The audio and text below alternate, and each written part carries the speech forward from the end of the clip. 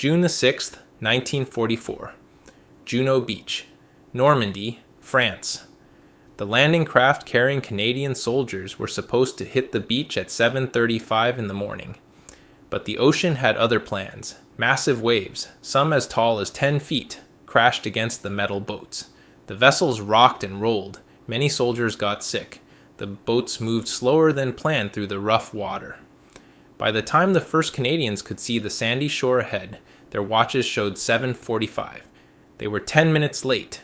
10 minutes does not sound like much. But on D-Day, those 10 minutes changed everything. The plan had counted on surprise. The plan had counted on low tide. The plan had counted on German soldiers still scrambling to their guns when the Canadians charged up the beach. Instead, the German troops sat ready and waiting behind concrete walls and machine gun nests. They had hot coffee in their hands. They had loaded weapons pointed at the water. They had spent the last 10 minutes watching the Canadian boats getting closer and closer. There would be no surprise today. The tide had risen too. Sharp metal obstacles that were supposed to stick up above the water now hid just below the surface. The first landing craft hit these hidden traps. Metal screeched against metal. Boats ripped open. Cold ocean water rushed in. Some men never made it to the beach at all. They sank in water over their heads, pulled down by 60 pounds of gear strapped to their backs. The soldiers who did reach the sand found themselves in the worst spot possible. They stood in the open with nowhere to hide. German bullets filled the air like angry hornets. 14,000 Canadian troops from the 3rd Infantry Division prepared to storm the beach at Courseulles-sur-Mer. But in that first terrible hour, half the men in some companies fell dead or wounded.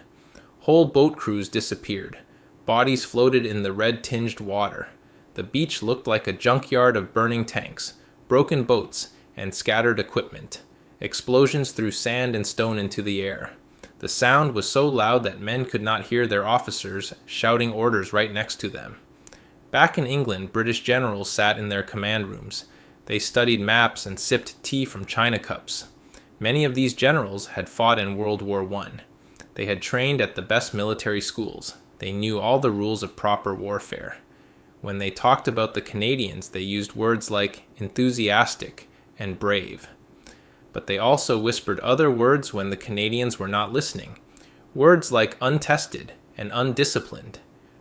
The British believed that real military success came from following the rulebook. The Canadians had spent less time training than British units. They had fought in fewer battles. Surely they would need British officers nearby to guide them through this difficult day. Field Marshal Bernard Montgomery himself had shared these doubts in private meetings. He trusted his British regiments to stay calm under fire. He trusted them to follow orders exactly. But the Canadians? Montgomery was not so sure. He thought they might panic. He thought they might freeze on the beach. He had backup plans ready in case the Canadian assault fell apart. On Juno Beach, German Commander Colonel Wilhelm Richter smiled behind his concrete walls. His 716th Infantry Division had enjoyed 6 hours of warning time. 6 hours to check ammunition, 6 hours to position machine guns, 6 hours to range their artillery, 6 hours to prepare a killing zone. Richter had fought Russians on the Eastern Front. He knew how to stop an enemy attack.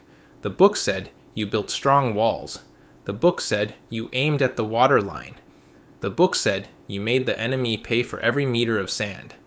Richter followed the book perfectly. The Canadian soldiers crouched behind a low stone seawall. Bullets chipped pieces off the stone above their heads. Officers screamed into radios asking for orders. Some wanted to wait for more support. Some wanted to call in more ships to shell the German positions. Some wanted to do exactly what their British training had taught them to do. Stop. Think. Plan. Consolidate your position. Build up your forces. Attack methodically. Brigadier D.G. Cunningham grabbed a radio from a young signalman. His uniform was soaked with seawater. Sand stuck to his face. He had seen the bodies on the beach. He had seen the burning tanks. He knew that staying on this beach meant death. Every minute behind this wall meant more German reinforcements arriving. Every minute of waiting meant more machine gun positions getting ready. The rulebook said to slow down and regroup, but Cunningham saw something the rulebook writers had never considered. His voice crackled over the radio to every Canadian unit that could hear. The words were simple, the meaning was clear. We don't stop at the seawall, we go through. Not around, not after proper preparation, not when British advisors gave permission. Right now, immediately, through. British liaison officers standing nearby heard the transmission. Their mouths fell open. That was not the plan. That was not how professional armies operated. That was not what the textbooks taught at Sandhurst. One British captain reached for his own radio to report this deviation from proper procedure. But before he could speak, he heard something strange. He heard Canadian sergeants yelling. He heard boots hitting sand. He heard men screaming battle cries as they climbed over the seawall and ran straight at the German guns. The Canadians were not waiting for permission. They were not consolidating. They were attacking. The Canadian commanders had made a decision that broke every rule in the British Army handbook. They called it aggressive momentum. The idea was simple but dangerous. When you hit a German strongpoint with thick concrete walls and heavy guns, you do not stop to fight it. You go around it. You keep moving forward. You leave small teams behind to keep the Germans busy while the main force pushes deeper inland. Speed mattered more than controlling every meter of ground.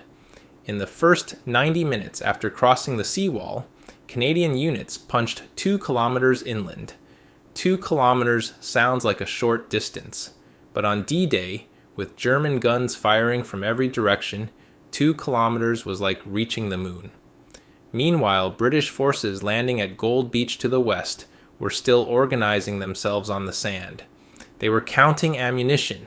They were establishing radio positions. They were doing everything the textbook said to do.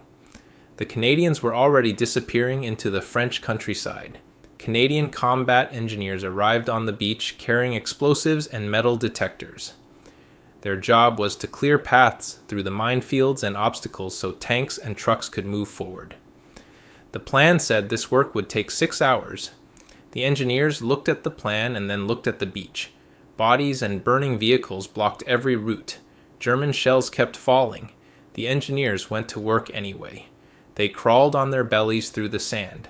They cut wire with heavy clippers. They blew up concrete barriers with charges that shook the ground. 3 hours later, 16 beach exits stood open and clear. 16 paths from the water to the roads beyond. The engineers had done in 3 hours what was supposed to take 6. British advisors watched this chaos through binoculars from command ships offshore. They saw Canadian units moving too fast. They saw gaps forming between units. They saw soldiers advancing without proper artillery support. A British colonel grabbed a radio and called the Canadian commanders. His voice was sharp and worried. The Canadians needed to slow down. They needed to consolidate their beachhead. They needed to establish proper defensive positions before moving inland. That was how professionals fought. That was how you stayed alive. The Canadian officers listened politely to the British advice. Then they kept moving forward. They had seen what happened to men who stayed in one place on that beach. Staying still meant becoming a target. Movement meant life. The Germans could not hit what kept moving. The Germans could not reinforce positions that Canadians had already passed by. Lieutenant Colonel F.M. Griffiths commanded a Canadian infantry regiment pushing through a small village called Banville. German snipers hid in the church tower. Machine gun nests blocked both ends of the main street. A German anti-tank gun sat behind a stone wall, pointed right at Griffiths' lead Sherman tank. The rulebook said, to stop.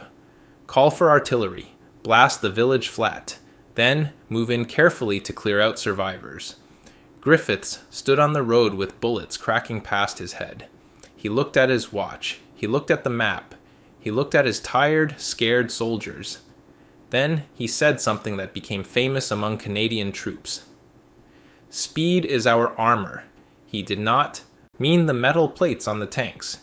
He meant that moving fast protected his men better than any steel could. If they stopped, the Germans would kill them. If they rushed forward, the Germans would panic. Griffiths ordered his tanks to charge straight down the main street while his infantry ran through the side yards and alleys. The German defenders expected Canadians to stop and plan. Instead, they got Sherman tanks roaring toward them at full speed, with infantry appearing from every direction at once. The Germans broke and ran. The Canadians were through the village in 20 minutes. By 2 o'clock that afternoon, the lead Canadian units reached a town called Bagny-sur-Mer. This little French town, with its old stone church, sat 9 kilometers inland from Juno Beach. 9 kilometers. British intelligence officers checked their maps 3 times. They called Canadian headquarters to confirm. 9 kilometers? That could not be right. The plan said Bagny-sur-Mer would not fall until June 8th or 9th. That was 2 or 3 days away. But Canadian radio operators in Bagny-sur-Mer were already setting up their antennas in the town square. They were already talking to local French families who came out of their houses crying with joy. The Canadians had developed something new on that beach. They called it Combined Infantry Armor Teams. The old way of fighting said that tanks go first, then infantry follows. Or infantry goes first to scout, then tanks come up to support. The Canadians mixed them together. A group of infantry soldiers would ride on the back of a tank. When they hit resistance, the infantry would jump off and attack from the sides, while the tank provided cover fire. Then they would jump back on and move forward again. It was like a game of leapfrog, but with bullets and shells flying everywhere. This leapfrog method kept constant pressure on the Germans. Every time the Germans set up a new defensive position, Canadians were already flanking it. Every time the Germans called for reinforcements, the battle had moved somewhere else. The German radio traffic that British intelligence intercepted told the story. German officers sounded confused and angry. Where were the Canadians? How were they moving so fast? Why were they not stopping to consolidate like proper British troops? The Canadian tanks were running low on fuel. Some had driven 20 kilometers already, twice what they carried enough fuel for. Crews siphoned gas from destroyed German vehicles. They grabbed jerry cans from supply trucks that were still trying to get off the beach. One tank commander ordered his crew to drain fuel from 3 disabled Canadian tanks to keep his one tank moving. The mission mattered more than the equipment. Infantry soldiers had started the day carrying 60 pounds of gear. Now they threw away everything except weapons, ammunition, and water. Backpacks lay scattered along the roads. Entrenching tools got tossed in ditches. Even ration boxes disappeared. The soldiers figured they could eat later. Right now, they needed to keep up with their tanks. They needed to keep moving before the Germans figured out how to stop them. British liaison officers kept sending radio messages to Canadian commanders. Slow down. Wait for supplies. Consolidate your gains. The Canadians kept their radios turned off. They had learned something on that terrible beach. The best defense was a good offense. The best way to stay alive was to keep the enemy running scared. When the sun began to set on June 6, 1944, military clerks in England started collecting reports from all 5 D-Day beaches. They wrote down numbers in neat columns. They measured how far each force had pushed inland. The numbers told a story that nobody had expected. At Omaha Beach, where American soldiers had fought through the bloodiest fighting of the day, the deepest advance was barely 2 kilometers. The Americans had paid a terrible price just to get off that beach. At Utah Beach, the Americans had done better, pushing about 4 kilometers inland. The British at Sword Beach had made it about 5 kilometers. Gold Beach, where British forces had landed using all their textbook tactics, showed advances of 6 to 8 kilometers. Then the clerks wrote down the Canadian numbers from Juno Beach. The deepest Canadian penetration measured 15 kilometers inland. Some units had gone even farther. The average Canadian advance was 9 to 10 kilometers. The clerks checked their math twice. They checked the map coordinates 3 times. The numbers were correct. The Canadians, the soldiers that British generals had worried about, had gone twice as far as anyone else. British command posts that evening looked like busy anthills. Officers rushed between rooms carrying maps and reports. Radios crackled with traffic. On large wall maps, young lieutenants moved colored pins to show where each unit had stopped for the night.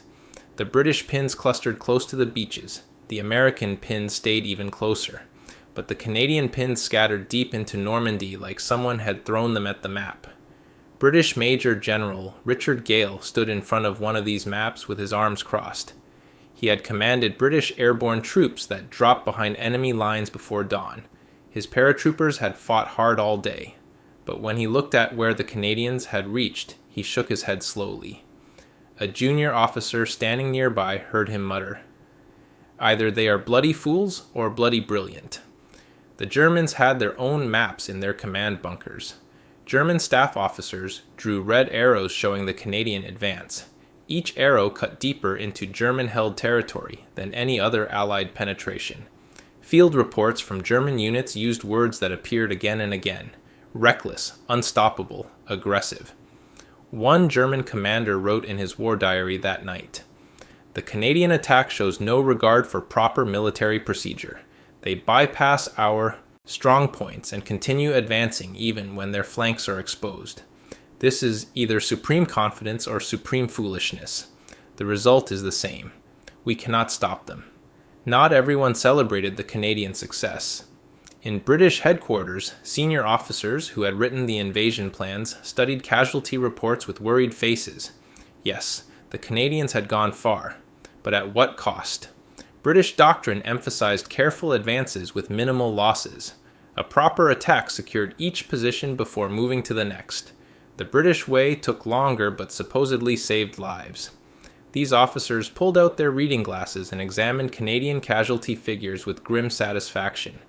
They expected to see proof that aggressive tactics meant more dead soldiers. The casualty numbers came in throughout the evening. The final count for Canadian forces showed 340 men killed and 574 wounded.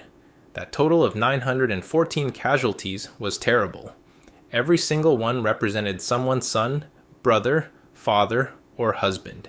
Every single one was a tragedy. But when British analysts compared these numbers to other beaches, something strange appeared.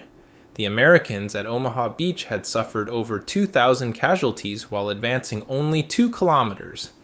The British at Sword Beach had taken over 600 casualties while advancing 5 kilometers. The Canadians had lost 900 men while advancing 15 kilometers. The math was brutal but clear. The Canadian casualties per kilometer of advance were actually lower than the more cautious British approach. British officers who had criticized the Canadian tactics fell silent when they saw these numbers. They had been so certain that reckless aggression would fill the hospitals and morgues. Instead, the Canadians had proven something uncomfortable. Sometimes staying still and fighting for every position costs more lives than rushing forward and keeping the enemy off balance.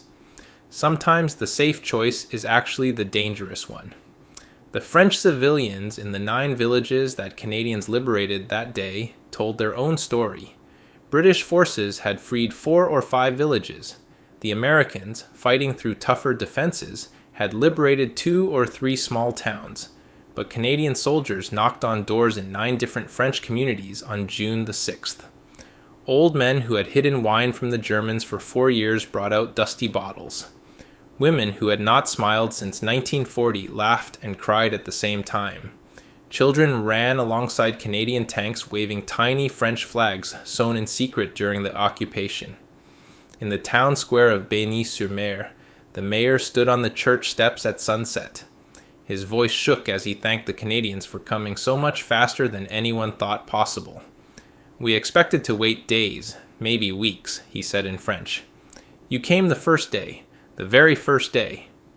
The unexpected consequences of the Canadian advance spread across the battlefield like ripples in a pond. Near the village of Carpiquet sat a German airfield. Allied intelligence said this airfield would take a week to threaten, but Canadian units were already probing the approach roads to Carpiquet on the evening of June 6th.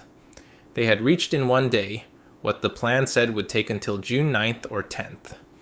German aircraft had to evacuate that night instead of flying missions against the invasion fleet. German troops rushing to defend the airfield arrived to find Canadians already dug in on the surrounding hills. In British command ships anchored off the coast, liaison officers stood around radios listening to Canadian units report their positions. Each report brought the same reaction. The British officers would check their maps. Their fingers would trace the roads from the beach to the location being reported. Then, they would look at each other with expressions mixing disbelief and grudging respect. A Royal Navy captain who had worked with Canadian troops in training exercises said it out loud. "We trained them to be like us. Thank God they stayed like themselves." The sun finally set on the longest day. Canadian soldiers dug foxholes in French fields 15 kilometers from the sea. They could not hear the waves anymore. They could not hear the guns on the beach. They could hear crickets chirping in the hedgerows. They could hear cows mooing in the pastures. They could hear church bells in distant villages ringing for the first time since 1940. Ringing because France was beginning to be free again. The Canadians had broken the rulebook. They had ignored expert advice. They had done everything wrong according to British military doctrine. And they had achieved what everyone else said was impossible. The fighting in Normandy continued for months after D-Day. Canadian forces kept pushing forward through the summer of 1944. But something had changed in how other Allied commanders watched them work. British generals who had once checked Canadian plans with worried frowns now studied those same plans with interest. American officers who had never thought much about Canadian military tactics started asking questions. What exactly had the Canadians done at Juno Beach? Could that aggressive momentum approach work in other battles? Was there something to learn from soldiers who threw away the rulebook and won anyway? Military academies after the war became very interested in what happened at Juno Beach. Young officers studying to become commanders read case studies about the Canadian advance. Professors at Sandhurst in Britain and West Point in America drew diagrams on chalkboards showing how Canadian units leapfrogged past German strongpoints.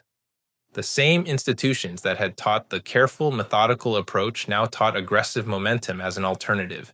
They still taught the old methods too. But now they added a Canadian chapter to their textbooks. The chapter usually included a question for students.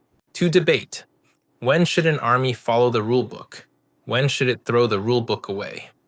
The Canadian approach became known by different names in different armies. Some called it tempo warfare. Some called it operational speed. Some called it maintaining initiative through continuous pressure. But everyone who studied it traced the idea back to that bloody beach in Normandy, where Canadian soldiers decided that moving forward was safer than staying still. War colleges around the world now teach that speed can be a weapon just as powerful as tanks or artillery. Students learn that sometimes the most dangerous choice is playing it safe. Field Marshal Bernard Montgomery spent years after the war writing his memoirs. He filled thousands of pages with his thoughts about World War II. Montgomery had planned the D-Day invasion. He had commanded all the ground forces in Normandy. He had doubted the Canadians before the battle. But when his book came out in 1945, Montgomery devoted an entire section to Canadian performance on June 6th. He used a word that did not come easily to the proper British general. He called the Canadian advance audacious. Coming from Montgomery, that word meant something special. Audacious meant brave beyond reason. It meant taking risks that frightened more careful commanders. Montgomery admitted in his book that the Canadians had shown him something he had not expected. Sometimes audacity wins battles that caution cannot. Many of the Canadian officers who led units at Juno Beach went on to important military careers. Brigadier D.G. Cunningham, who had ordered his men to go through the German defenses instead of around them, became a major general. He helped create Canadian military doctrine for the Cold War era. Lieutenant Colonel F.M. Griffiths, who said speed is armor, trained a generation of Canadian tank commanders. His phrase became a motto in Canadian armored units. These men did not become as famous as generals like Eisenhower or Patton. Their names do not appear in most history textbooks, but in Canadian military circles, everyone knew who they were. Everyone knew what they had done on that one crucial day.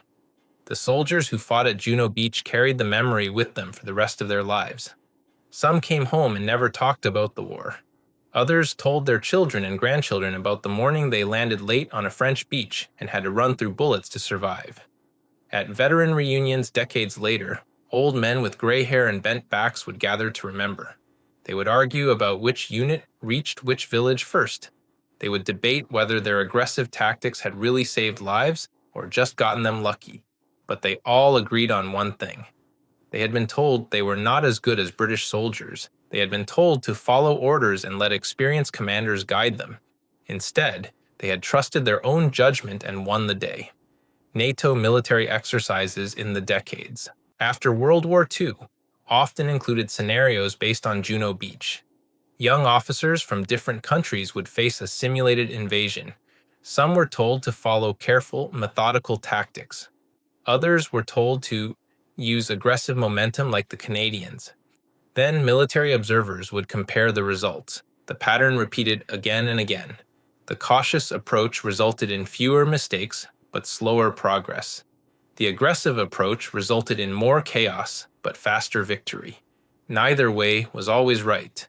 Neither way was always wrong. The lesson became clear. Good commanders needed to know both methods and choose the right one for each situation. Modern military doctrine about operational tempo draws a straight line back to Juno Beach. When current generals talk about the Aruda loop, which stands for observe, orient, decide, and act, they are describing what Canadians did instinctively in 1944. Move faster than the enemy can react. Make decisions quicker than the enemy can respond. Keep the enemy off balance and confused. These ideas sound obvious now, but in 1944, they were revolutionary. The Canadians proved that an army does not need to be bigger or better equipped than the enemy. Sometimes an army just needs to be faster. The lesson from Juno Beach reaches beyond military tactics. It touches something deeper about human nature and how people handle crisis. Every organization faces moments when the old rules do not fit the new situation. Every leader faces decisions about whether to follow established procedure or try something different. The safe choice feels comfortable. Following the textbook means you can never be blamed if things go wrong. After all, you did everything by the book. Sometimes the textbook was written for a different problem. Sometimes following the rules perfectly leads to perfect failure. The Canadian soldiers at Juno Beach faced that choice in the most extreme circumstances possible. They could have followed British advice to slow down and consolidate. They could have waited for more support and planned more carefully. Nobody would have blamed them. The British generals who gave that advice were experienced professionals who had won battles before. But the Canadians looked at the situation with fresh eyes. They saw that the rules made for one kind of battle did not fit this battle. They saw that the safe choice would trap them on that beach until German reinforcements arrived. So they made the dangerous choice. They rushed forward into the unknown. History proved them right. But history is written after the fact. On June 6, 1944, those Canadian commanders did not know they would be proven right. They made their decision without certainty. They took responsibility without guarantee of success. That might be the real lesson of Juno Beach. Sometimes you have to make the dangerous choice not because you know it will work, but because you know the safe choice will fail. Sometimes playing it safe is the most dangerous thing you can do. The Canadians understood this truth in their bones. They understood that hesitation would kill more of their friends than action would. So they acted. They moved. They fought their way forward while others urged them to wait. And because they dared to be audacious on that single day, thousands of men who might have died on that beach lived to see their homes again.